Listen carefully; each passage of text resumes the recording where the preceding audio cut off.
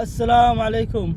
একটা কথা বলতে চাই, আমাদের বাংলাদেশের মধ্যে ঢাকা শহর যারা আছে ওরা বলতেছে আল্লাহ বৃষ্টি দাও, আল্লাহ বৃষ্টি দাও। আর যারা কৃষকরা ধান ক্ষেত করে হেরা বলে আল্লাহ রোদ দাও কেরে ওরা ফসল লইবার জন্য হাহাকার করতেছে। আর আমার বাংলাদেশের কিছু মানুষ আছে যারা আরামদায়ক, যারা শান্তিভাবে আছে হেরা বলতে আল্লাহ বৃষ্টি দাও।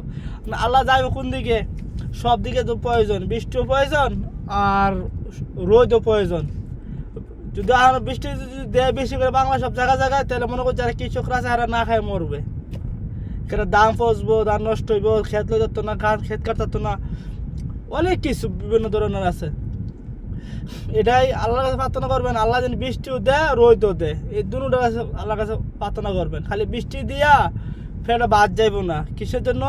যদি বৃষ্টি বেশি দেয় হাওড় অঞ্চলের মানুষের ধান কাটতে পারতো না, ধান লই যেত না, ক্ষেত করতে পারতো না, আর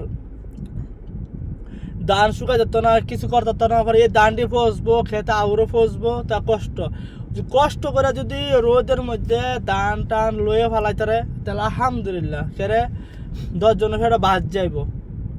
আর যদি না লইতারে তাহলে মনে করবেন না খায় মরতে হইব। আর স্যার উপায় নাই। কি লেগে? প্রতি বছর যারা দান করতেছে হেরা রোদের কারণে ধান ঘরের মধ্যে পড়ছে, ধান বেচতারে না, ধান লইতারে না, ধান সিদ্ধ করতারে না, ধান আর রোদে দিতারে না। শুধু রোদের কারণে 8 দিন 10 দিন ভরা ধান বাড়ালার ভিতরে থাকতে থাকতে, রোদের মধ্যে টিপের মধ্যে থাকতে থাকতে ধানটা একবার নষ্ট হয়ে যায়। সবাই আল্লাহর কাছে দোয়া করবেন, আল্লাহ জানি সবাইকে যেন আল্লাহ সুস্থ চাই সালামতে, আর রোদ দেওক বৃষ্টি দেওক, সবটি মিলাই দাও। খালি রোদ দিয়ে আর বৃষ্টি দিয়ে হইতো না, সবটি প্রয়োজন।